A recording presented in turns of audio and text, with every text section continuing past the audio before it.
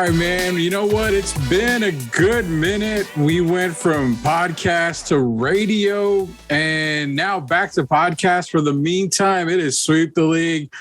Rudy Campos Jr., Derrick Gervin, The Rock, Rocky Garza, joined as always by Stats.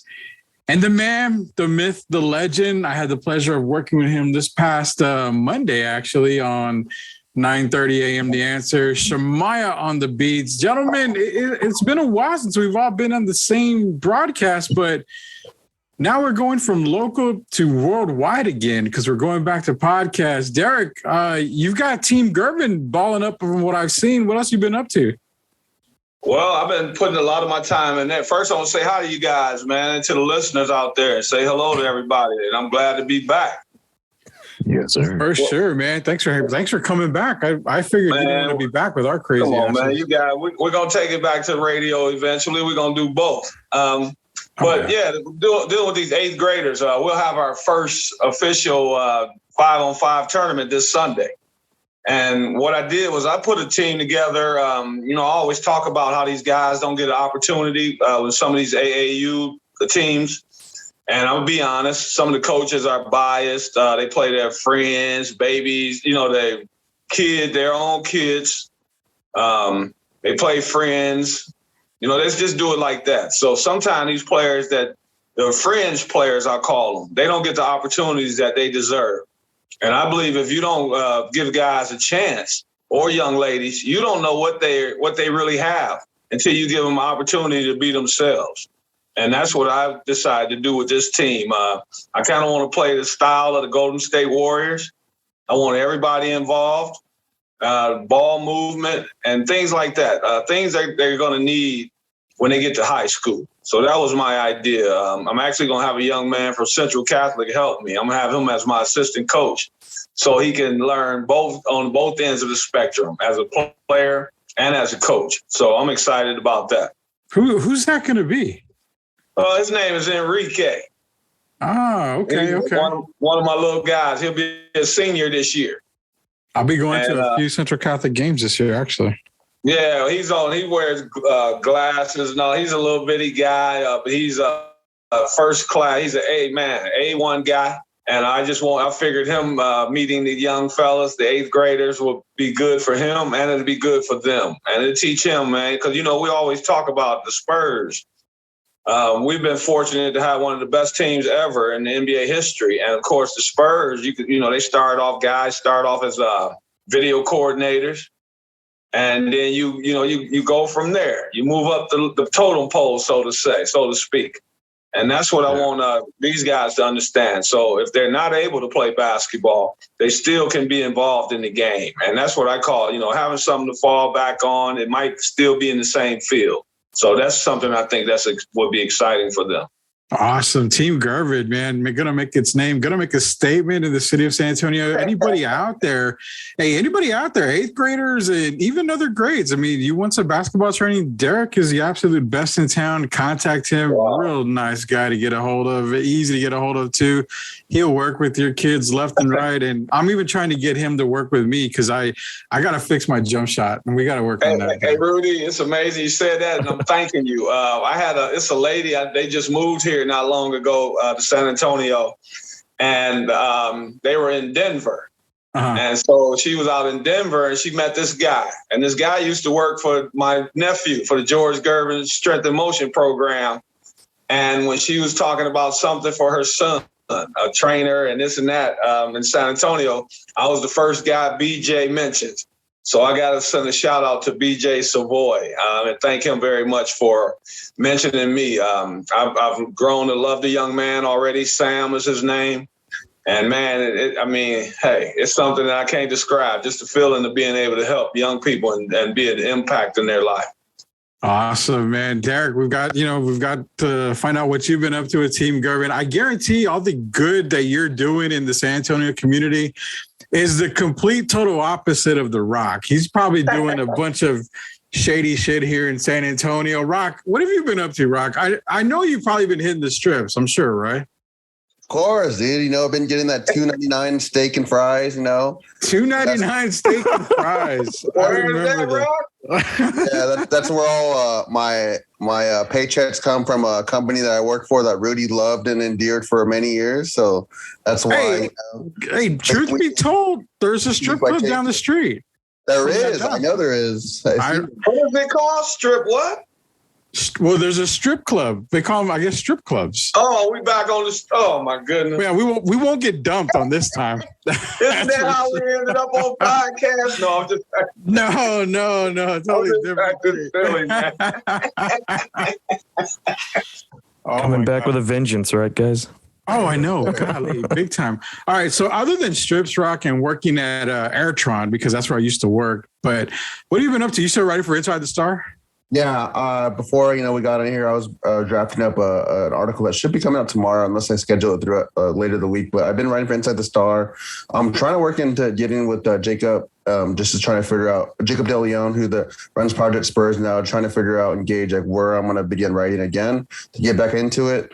I'm excited to see if I can help with any way to contribute to the NBA draft that's going to be coming up this summer. Real excited to see what the Spurs are going to do.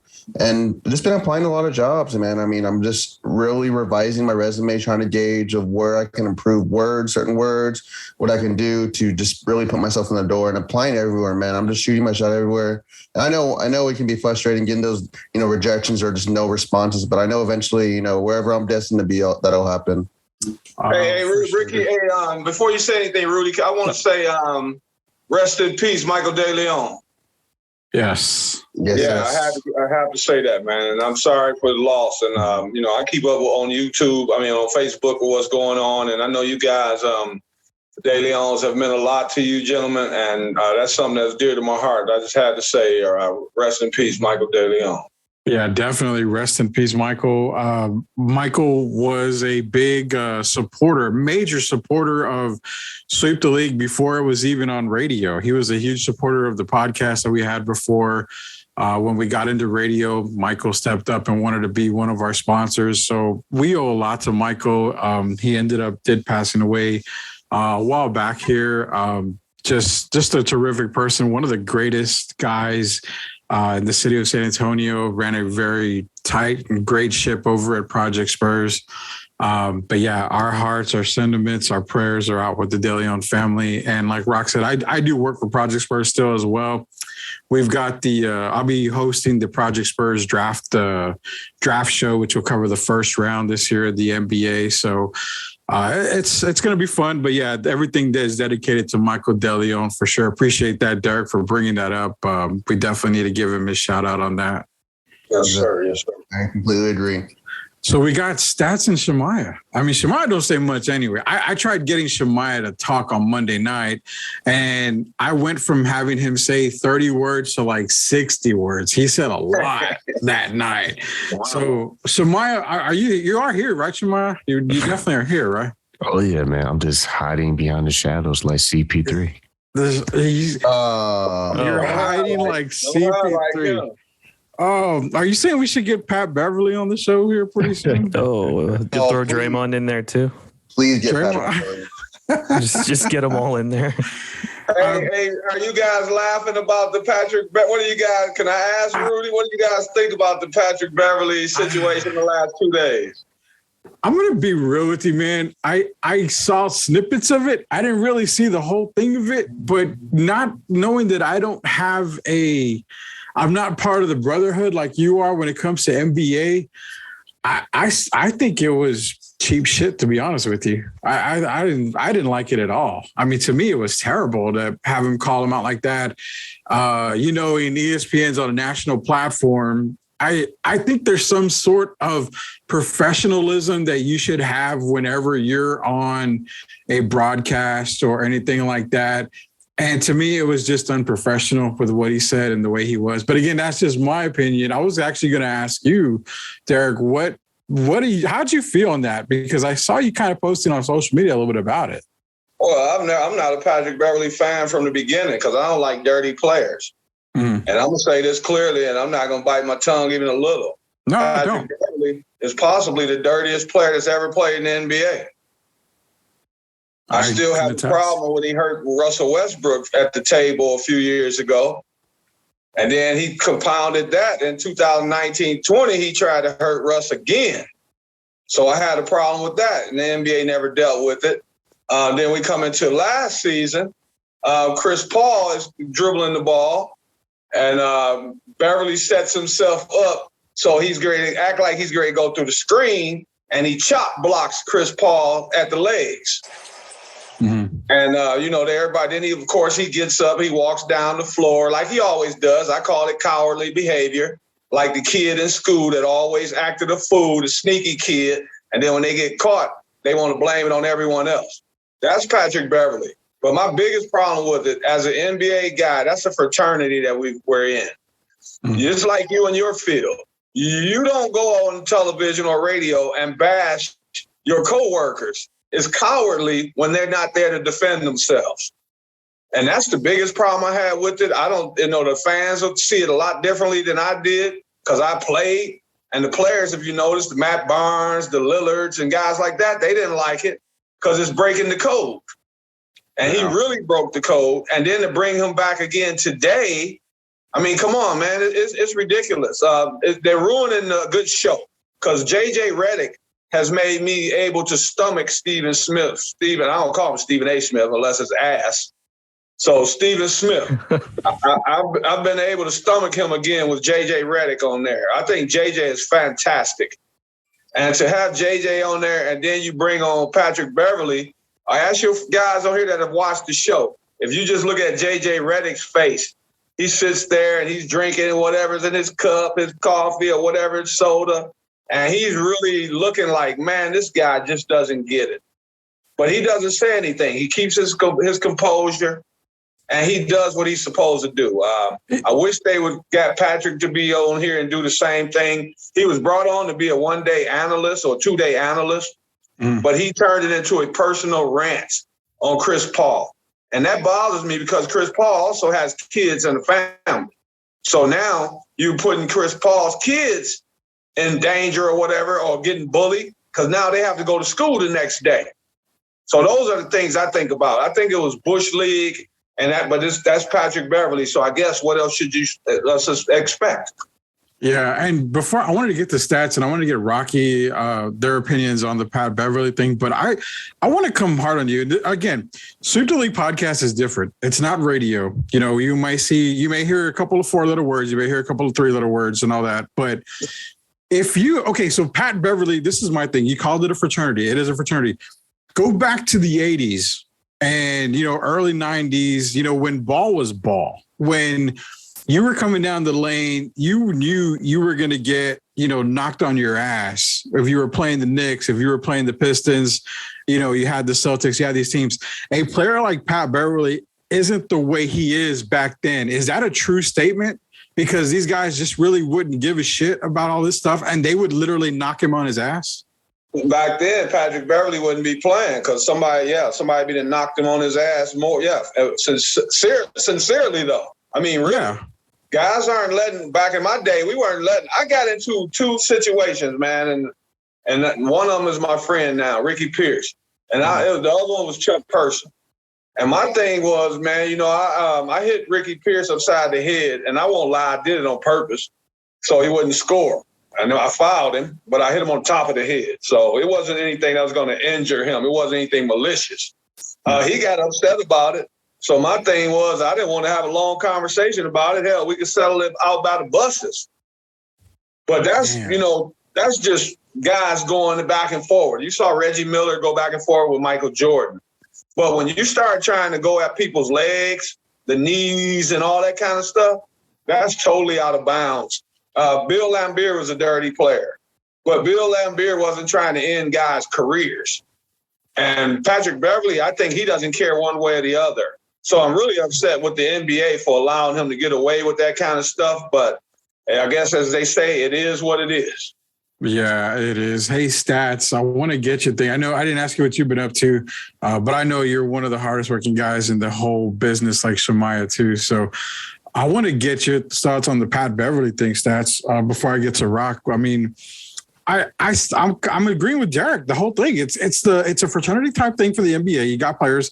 You don't go out and disrespect players like that. How are you feeling on the whole Patrick Beverley thing? Because that's a very hot topic right now in the past couple of days.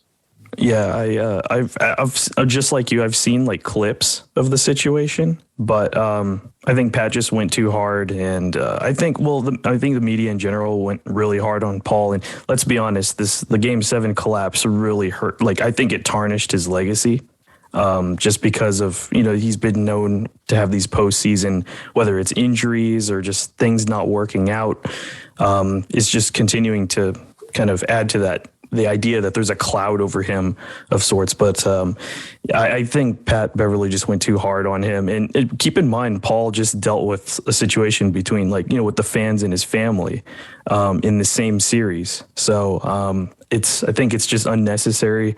And Paul was playing injured too. And I know that's not an excuse, but he was playing hurt, and it takes guts to go ahead and just go out there and tough it out. And don't get me wrong, the whole team sucked. Like, all the Suns just did not show up in general. And the Mavs did do a good job defensively on them, but the Suns, for no one to show up on that team, it hurt them. But that doesn't mean that Pat can go out there and just like lambast Chris Paul like this on national television. I just think it was unnecessary. Why Patrick Beverley though? Exactly. That was my question. Why Patrick? Why would you get Patrick Beverley? He's not like the most intelligent guy, Patrick Beverley. No, he's a talker. That's why they brought him on. They know that he would bring eyes to the product. They know that he would probably let loose. Same deal with Draymond. They like bringing on guys who just want to speak their mind and maybe say some things that controversial. Exactly, you got it, Derrick. Guys with attitude and who will kind of let loose, and like you said, just to cause some controversy, and the media does hover around that. Well, we know why Devin Booker played well, because he wasn't getting the love from Kendall Jenner. Oh my gosh! Apparently, she broke up with him at halftime or something, or before the game. Oh, when you're not getting that $1 million booty anymore, you're gonna play like crap, I'm sure. He's the 3 or 14 shooting. I don't think so. Rocky knows that for sure. Rocky knows, because Rocky gets that $1 million booty every day. I'm pretty sure. Maybe sometimes. Maybe every other day. I have my day. You get it. You get it a lot, man. I'm sure. No woman can resist those eyes and that 3-inch shorts, not anything else. The 3-inch shorts or whatever you wear. Nah, man, I'm focusing on myself, man. Women are trouble. All right, man. So Pat Beverley. I mean, again, you're actually a guy that one of us that isn't I guess broadcasting. You cover media. You do a lot of writing. So as part of the journalistic part, this was a terrible move, I think, to have Pat Beverley on. But him acting the way he did doesn't really seem journalistic in a way. Yeah, I mean, in a way, it's just a bunch of slander that you can't really provide facts about. I mean, you can bring up stats, but necessarily stats don't define a game. I personally see it two ways. It is messed up, but part of my dark humor, it was just funny seeing what he's doing, because in the words of Drake, how he says bench players talking like starters. Yeah, he's not a bench player, but in a sense, it's just funny to me because all the memes are like, Pat Bev's such a bum. Like, why is he talking? You always have those players or anything, or those people in any sport or any industry, they talk the most mess, but they suck. And I mean, given he's an NBA, I can't really say he sucks. He made the NBA, he can sauce me up. Any NBA player can sauce up any average Joe, but it's just wrong for him to slander people like that. And I think going off the journalistic view, the way it is they brought him on for a reason. It's for views. They knew what he was going to talk about. And did they, try to sway away from it? Did they try to not share it anymore, try to get rid of it? No. You're getting views, As they say, bad news is good news because you're still getting talked about. Here we are talking about Patrick Beverley, and that's good news for him because we're talking about him, and he's seen it as a good thing because everyone in America is talking about him. ESPN is getting those views that they got talked about. So that's, in a way, from the news side. But then again, it's like, is it really true what he's saying? Yes, he did screenshot something on Twitter today showing a stat that I think when he guards Luka struggled the worst. But then people were in the comments were like, dude, Luka's dropped like 30 points every time he's gone against you. Like, why are you talking?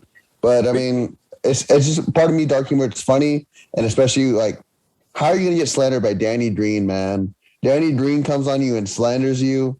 Out of all people, you're gonna let Danny Green, a 3-time champion, slander you. But like, even though it's like kind of funny us because he's a meme to us, but is it wrong that I called Danny Green like when he was with the Spurs and then he got traded to Toronto and then he was playing with the Lakers? I was kind of upset and I don't remember why. I was on radio and I was a little pissed off, and I said Danny Green, is a winner like a Rolex, but his game and everything else is like that cheap plastic watch you buy at the local store. I don't know why I said that. That's just kind of dumb by me. But I mean, that's the only reason I bring up Danny. But the Patrick Beverley thing, I don't know, man. I mean, I hope ESPN learns it. What's up, Derrick? Don't you think? Look at both sides. Okay, this is what's going to happen. Right now, the ratings are high, but we know how things could change at the drop of a dime, drop of a hat, right? Yeah. So your ratings are high right now, but what's going to end up happening is you're going to end up losing the basketball people. And you heard what Rocky said. It's funny and all that. So you're going to have an audience, but it's not going to be a basketball audience. It's supposed to be a basketball talk show. Yeah. So all you're going to really be having is guys that are watching the show for comedy. Yeah. Instead of what it's supposed to be about, which is the game of basketball. So you just wait a few days. That's what's going to happen. A lot of people were really ticked off that ESPN would allow Patrick Beverley to have this network, to go on Stephen A. Smith's show, Jalen Rose show, Max Kellerman's show. He acted a fool on all these shows. So that's going to turn a lot of true basketball people off. So eventually ESPN is going to have some work to do because they're going to have to figure out how they can get the true basketball audience back. Exactly. I agree completely with that statement. I mean, it was just for comical things. Yeah, I mean, you got another guy that works on ESPN is Kendrick Perkins, and he says a lot I mean, you've got him on there already. You don't really need to add Patrick Beverley. That's just kind of like that was just a terrible thing. But what's not terrible is we do still have NBA playoffs. We're going to get into some Spurs talk here towards the end of the show. We're going to hit up the playoffs real quick. We did see Boston end up losing to Miami. They came out of the gates hot. I mean, super hot. Looked like they were going to upset the Heat. I'm taking the Celtics to win the title, as a matter of fact. I've got them win the title. I don't know why. Maybe because Joseph Forte is my favorite North Carolina player, so I have his jersey, and I got a Celtics jersey. So I'm going to say I've been taking the Celtics to win.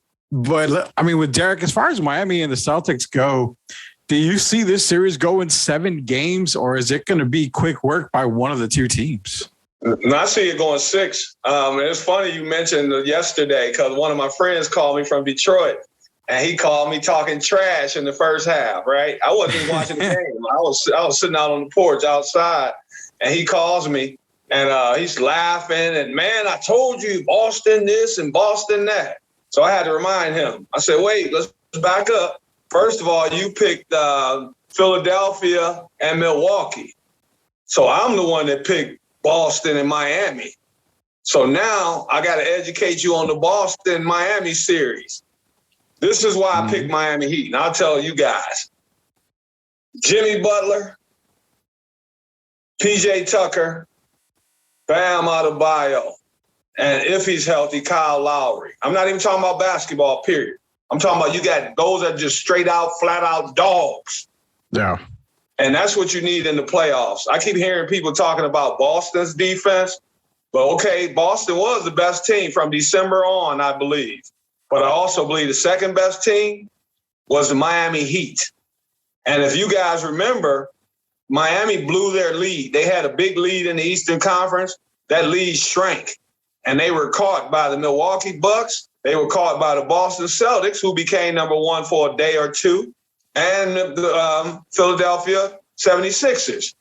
So it came down to the last month of the season. Miami pulled away again and established the first place, which is a home court advantage.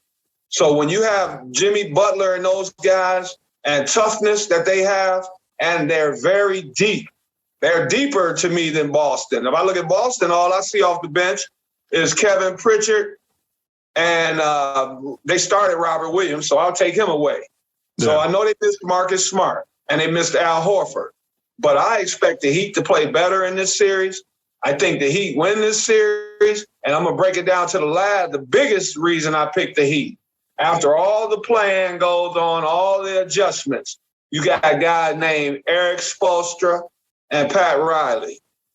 I take them and their experience over Ime Udoka, who I love. Of course, he was down here as an assistant with the Spurs, but I got to go with the experience, the team that's been there. I just believe in the Miami Heat, and I see them winning this series in 6 games. Yeah, Spoelstra and Riley, Spoelstra alone doesn't get a lot of love for his coaching, but the guy is a magnificent coach. He's a great coach, man. I'm going to say this, and I'm probably going to piss people off which I don't really care, but I really do consider Spoelstra as the second best coach in the NBA. I really do. First? I have Pop as number 1 currently right now. Yeah, well, I'm talking about Popovich right now, coaching in the NBA career-wise in the league right now. Obviously, I've got Pop 1, but I've got Spoelstra 2. Well, you're not going to get any argument from me. Or Spoelstra 1 and Pop 2. See, I may not be able to beat Derrick one-on-one on the court, but I can get him to kind of give me some props off the court every now and then. Oh, I'll give you props all the time. You deserve them. Hey, Rocky stats. We're going to get to you guys on the Golden State-Dallas series. Rocky, Dallas and Golden State. Now, I am taking the Mavericks on this series, and the only reason why is because I haven't seen a run like this by a player since Michael Jordan. And we're talking about Luka Doncic, literally carrying this Mavericks team on his back, just riding the complete wave, man, averaging 30 points a game in the last series. They're out playing right now as we're on. He's got 17 through 2 quarters. The performance by Luka, is it enough to get them over the hump against the Warriors? I think so. Like Derek brought up the word earlier, dog, man. Luka is a dog. This guy is insane what he does. But just because of his elite level and his greatness, yes, I'm using that word greatness around him because, he's arguably the best player in the world right now. And he's only 23. And I saw a meme that I sent y'all earlier. This man was drinking a beer with Boban, and people are like, how are you going to get sauced up by a guy who lives off a diet of alcohol, hookah, and some McChickens, and then just goes out and gives someone 50 apiece? Like, that's just crazy, man. This guy's just giving buckets out. And right now they're down by 10. But, dude, if you have Luka, you're in the series no matter what. I can see an upset happening. I would not be surprised if we get a rematch of the Heat and the Mavs, but maybe the Heat come around because they're so deep and the Mavs are not as deep that they'll eventually win the title. But they have a shot, really. It depends, who's going to step up and to help Luka. I know people, refer to Brunson, but it's all going to come down if Dallas makes those shots, man. No one's going to check Luka on the Warriors. You could say Draymond, but Draymond's not going to go check him. Steph's going to be left on an island. Steph's going to be crying the whole time because Luka's just going to post him up or just sauce him up every time. But I think we had referenced on the Baller Boys podcast last week that the Warriors are not even at their full level yet. And, me, Shemaiah, and Stats, we all said, if they start hitting, man, dude, they're going to be scary, man. Scary hours for them. You might see Drake at the game, just shouting them out and being a bandwagon of the Warriors. So we'll have to see. But if the Warriors get hot, it's going to be a real long series or you could say a short series for the Mavs. Yeah, Stats, what are you giving me on the Mavs and Warriors? Now, the only thing that I see, this is kind of a key before I give it the stats here. I'll get into it a little bit here. I think with the Mavs, there's a secret player that a lot of people don't talk about. And for me, it's Frank Ntilikina. If he can spell, Luka's minutes every now and then, or even Brunson's minutes, Ntilikina is actually a pretty decent defender. And if he can play some pretty good defense on Steph, even on Clay, it can kind of keep the Mavs a lot closer in these games. And that's kind of something that I've just looked at kind of like in my situation. Hey, Rudy, before Stats come on, I got to ask you, why you guys keep talking like this is 2018, 2015 through 18? Wait a minute. Are we? Oh, Rocky? No, we're in 2022. Hey, Rock. It's the Why y'all Warriors, talking man. like this is the old Golden State team? No, I'm just saying Draymond is not the same. He's slow. No. He's lost a step. Clay has been injured twice. Steph has never shown up really like Steph Curry in the big games. Kuminga has no experience. Poole has no experience. I mean, why are you guys giving them basically the championship? They're not the team with Sean Livingston and those guys. Yeah, but I mean, even though you could say that, like, I just feel like they have more experience than what the Mavs can bring. You know, overall combined, they're going to get past the Mavs. But I mean, even if they did make the finals, I can see the Heat pulling over them because of so much how deep they are.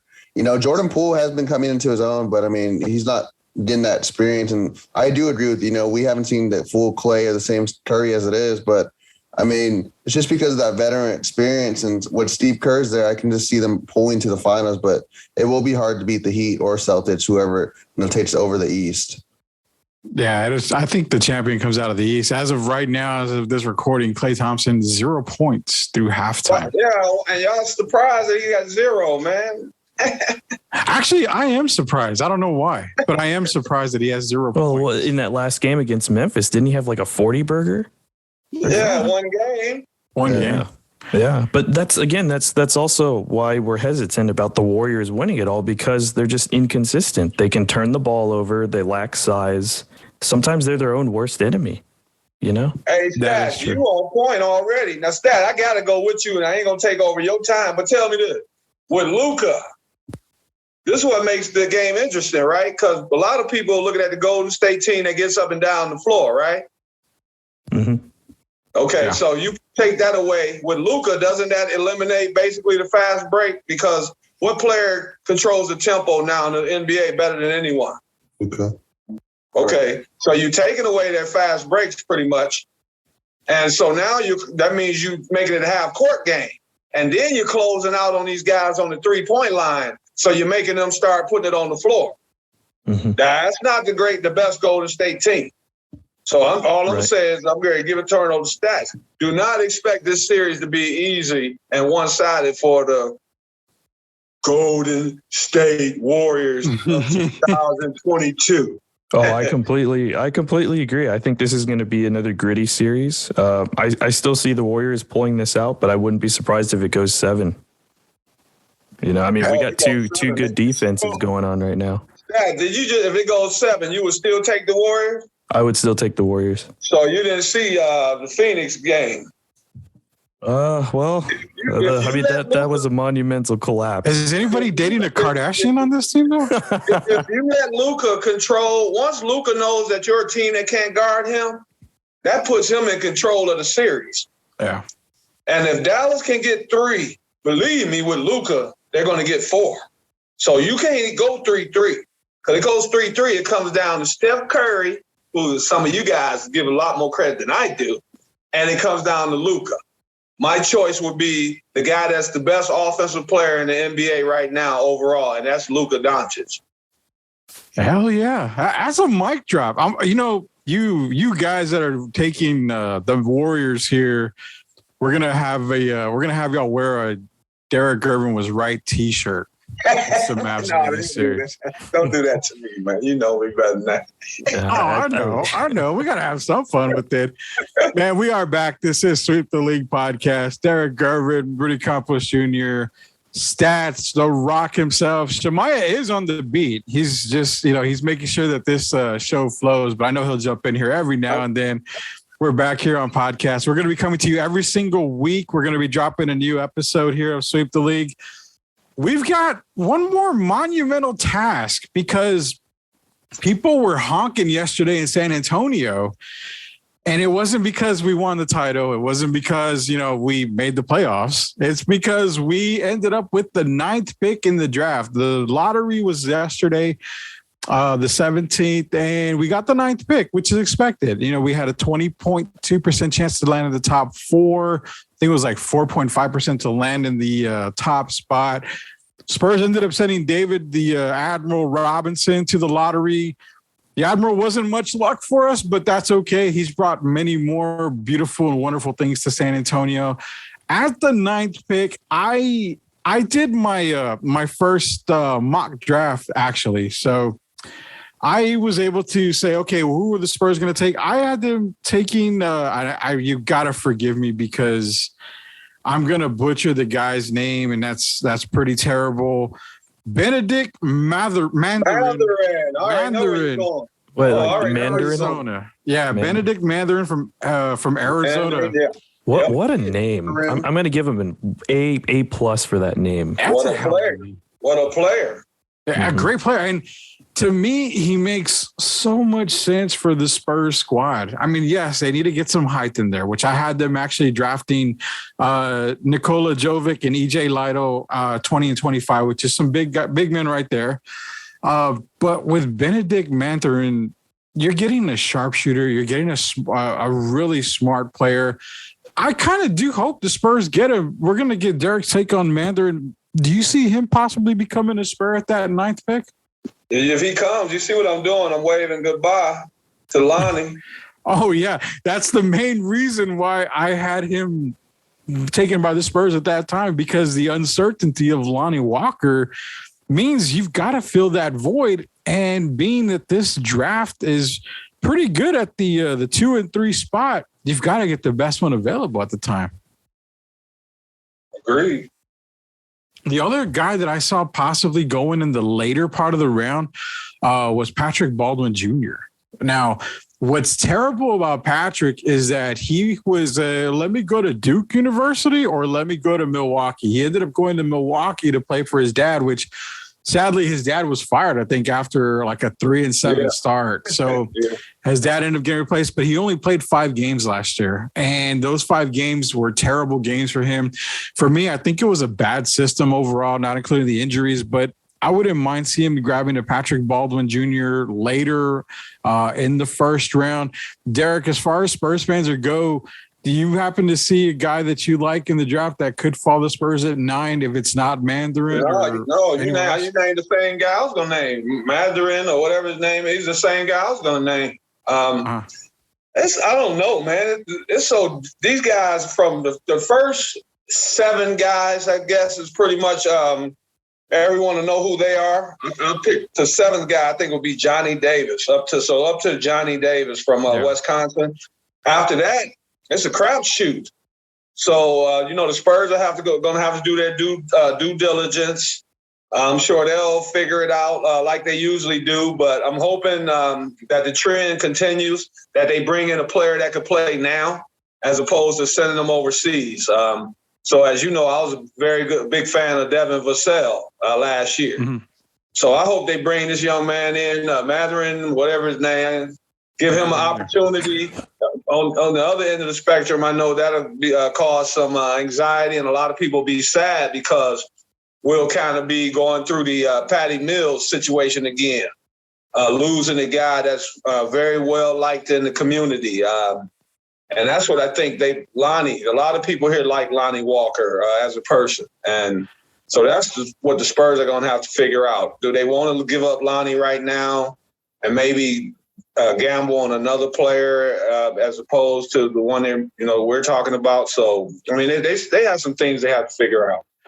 Real quick, before I go to Rock and Stats there, do you think the Spurs will actually – I mean, okay, first off, I don't see a team paying Lonnie like a huge amount of money.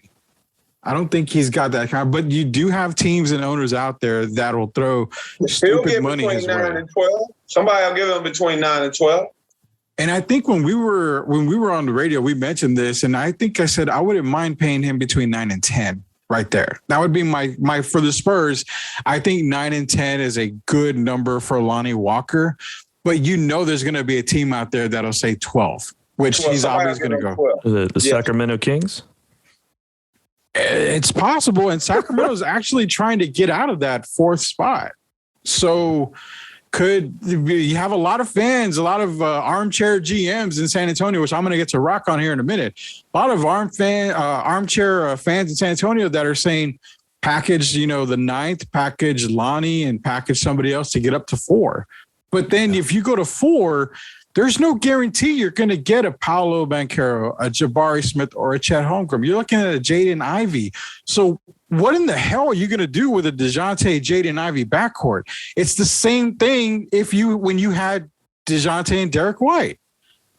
Yes. It makes no sense at all to go get it. So why would you want to move up to 4? To me, it makes zero sense. But as far as going back to Lonnie, Derrick, do you really see him coming back to San Antonio, or do you think a team will actually pay him that $12 million mark that I don't think the Spurs should pay him that?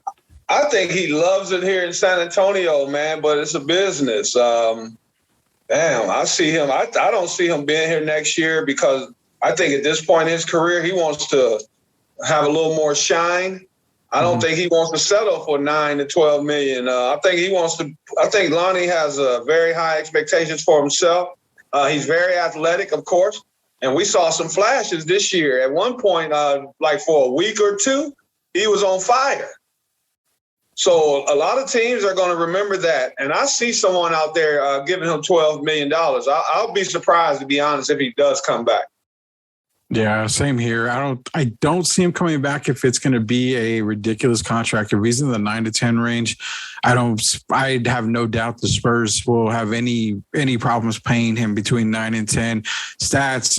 We're going to move the show here because we got a little bit of time left here, but I want to get to Rocky as well. I want to go to stats as well. For the draft itself, are you seeing any guy out there that you like that the Spurs may have a chance to even 9, even in the bottom part of the draft? You got 20 and 25 as well. Did we wait on Amir stats? I don't know. He said stats first. That's what I was wondering. I'll say stats. Give me stats. I want to rock a little bit. No, again, and this was a name that has been out there for a little bit. Jalen Duren. He was a name who was mentioned a while now, and a big man. I know they were looking for a big dude, and this guy can power it in the paint, and I think it would help out the Spurs to get a little size on that team. That is an excellent pick you just named there, dude. Do you hear me? Well, thank you very much. Yeah. Excellent pick that you just named for the Spurs. And I'm sorry he kind of fell off the radar with that Memphis debacle that went on up there with him and Imani Bates and Penny Hardaway. But, man, that's a perfect pick you just made right there for the Spurs. And I love that choice. Well, I'd love to see Durant become a Spur, but – I don't have him dropping to 9. As a matter of fact, going on my mock draft that I did, the very first one, I've got Jalen Duren going 5 to Detroit. Yeah, well. I mean, and you and Shemaiah will love that, but that takes care of the big man problems. Well, I'm here now. I'd rather they have him here, but yeah. I know. I don't see him dropping that far either. Yeah, I mean, even you have Spurs fans calling for Keegan Murray, but I've got Keegan Murray going to Portland at 7. I mean, I don't see any of these big guys dropping to the Spurs at 9, which leaves, hey, you've got to get that shooter, that sharpshooter. So Mathurin makes a lot more sense. Rocky, we're going to go to you before we actually close off Sweep the League here, the very first episode, the comeback episode of Sweep the League. What's your what are you seeing out there in Spurs Twitter, man? I know you've got a lot. You're the lock on social media. You are a big social media guy for us on the radio show. What are Spurs fans seeing or going out there? Because I've seen one guy, and he's actually a Project Spurs guy, mention Leonard Miller at 9, which I've seen the footage on Miller. Great player, but there's not enough of him, and I believe people are banking on the combine. Well, I mean, yeah, the combine, you can have a terrific combine, but that doesn't make you good. That's not going to make you say, oh, well, I'm going to have the greatest NBA career ever. No. I don't see Leonard Miller going inside of the top 20. But what are the fans talking about? I see more people talking about trades as well. Yeah, I mean, it seems like after everyone realized the reality that we didn't get a top 4 pick, it is disappointing, but now it's kind of debating who you rather get at 9 or would you trade up. I know I saw someone mention, possibly Vassell and 9 to move up to 4, but man, I wouldn't trade Vassell. I think if they traded anyone, your likely candidate, if we really want to get up high, I know people say Lonnie, it's probably going to be Keldon. And I know before fans freak out about Keldon. Trading Keldon Johnson? Yeah. Well, I'm thinking about it. If you're going to, I'm saying, I'm not for the trade, but I'm saying a likely candidate. If you want to They're going to ask for Keldon. Well, to get into the top 4, you're talking. Yeah. Oh, and, okay. And I'm not saying that we should. I'm just saying that's like the reality. You know, fans are like, "Oh, I'll give you Josh Richardson, Doug McDermott, and the pick." I'm like, you're not going to get anything out of that. And then even if you package 9 and 20 and the other pick, you're probably going to go up 2 spots, maybe 3, in my opinion. You know, like why? How are you going to convince a team like, hey, like you should move down, you know, a couple spots, and you're going to have to pay 3 players now? It's like, no, like it's not going to happen. But I've been seeing a lot of people say, like y'all said, Keegan Murray is a popular pick. With stats, I agree on Jalen Duren. He would be a hell of a pickup to the team. I was looking at a mock right now, and it's just like a, you know, NBA draft from what people, how they compare, and they say, like, oh, this player is going to pan out to this player, blah, blah, blah. And you mentioned Leonard Miller, and I saw, you know, the Project Spurs staff member talk about them. And at first I was like, who the hell is that? I don't know who Leonard Miller is. And I looked him up, and he has pretty good tape. And his comparison is Paul George, but, you know, people throw out comparisons left and right. I mean, you're looking at Johnny Davis being compared to Manu Ginobili right now as I read these things. And they have the Spurs taking Ousmane Dieng, small forward for New Zealand Breakers, France. And I just love to see the outbreak and outcry fans would have when the Spurs just take another European prospect. I would just love to see that, pay money to see how everyone would react. Well, don't ever go by comparisons, because when I entered the NBA draft back in 1997 from high school, they had my comparison at Michael Jordan, a poor man's Michael Jordan. I don't know how I didn't get drafted then if they was comparing me to a poor man's Michael Jordan. But no, man, you know, the good thing about the draft is it's unknown. It's the unknowing is what it is. You can go and grab, you know, Anthony Bennett was the man, the number 1 pick for Cleveland Cavaliers. Yeah, you can go and grab a 2-time MVP at number 41 in the second round and Nikola Jokic. Hey, so, Rudy, yeah, you got to have a good workout today. Remember, it comes down really to me, these individual workouts. Oh, yeah. That's what I'm saying. To me, the combine doesn't mean shit anymore. It doesn't. It's the individual workout. I mean, you want to have a combine? I went to the combine, so hell, that's pretty much outdated. It's now, what do you do? What have you done for me lately? So teams going to bring you in and individually because they want to see what kind of disposition you have, not just what kind of player you are. Yeah. And so they want to see these things in person. There's a lot of little intangibles you can't tell from a distance. So they bring these guys in and talk to them and, you know, go out and wine and dine them and all these things, man. And that's what's going to decide. They're going to go with the guy they're most comfortable with, fitting into the team concept. So it might not be a player that the fans are expecting, but it'll be someone that the Spurs see as able to make them rise another level next season. Exactly. So you've been to the combine. As we close out the show here, you've been to the combine. Do I smell, and we can actually get Shemaiah on this because Shemaiah has cameras and everything. Do I smell a sweep the league NBA draft combine? Can you put us, Derrick, can you put us through the rigors of the combine?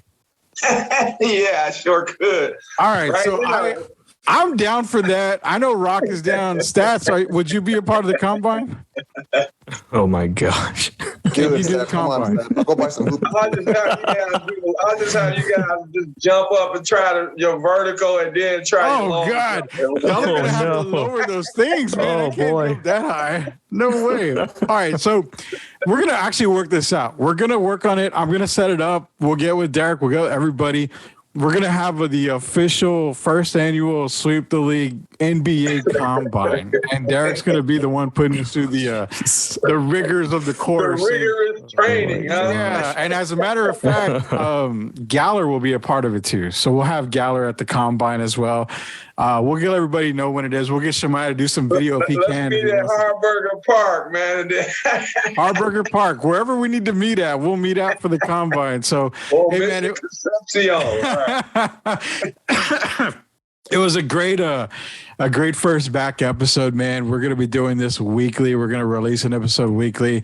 Thanks everybody for joining us. Hey, Find us all over or Spotify. It's Spotify. It's going to be on probably on YouTube, Apple Podcasts, everything podcast available. Much love to Stats and Shemaiah. They're going to be helping us a lot here. So for Derrick Gervin, for The Rock, for Stats, for Shemaiah, Rudy Campos Jr. Guys, you got anything last words to say first off? I love you guys, man. I'm glad to be back doing the show with you guys. Awesome. Rock. I'm into that. I was just going to say, Shemaiah, if we do this video, do I have to wear a fur coat? Ooh. Well, Dallas is down right now, so we'll see if they can actually get this W. All right. So can Rock? Okay, Rock. I challenge you to do the combine in a fur coat. And I know where you're going with that. I'm not dumb, but I'm saying I think you should show up in the fur coat. I'll show up in some jeans with holes in them. I can do that. Hey, he's a Detroiter, man, so he's probably got a fur coat. Heck yeah, I do. Wow. I wonder if Shemaiah does. We're going to have to find out if Shemaiah Yeah, I got one. You do have one? Yeah, I'll wear it. Oh. Well, I ain't going to wear it in Texas, but I'll bring it. No, don't wear it in Texas, man. Don't wear it in Texas. We'll get the combine worked out. But for everybody on Sweep the League, thanks everybody for joining us. We'll be back next week with another episode of Sweep the League podcast. See y'all later. You guys have a good night, man.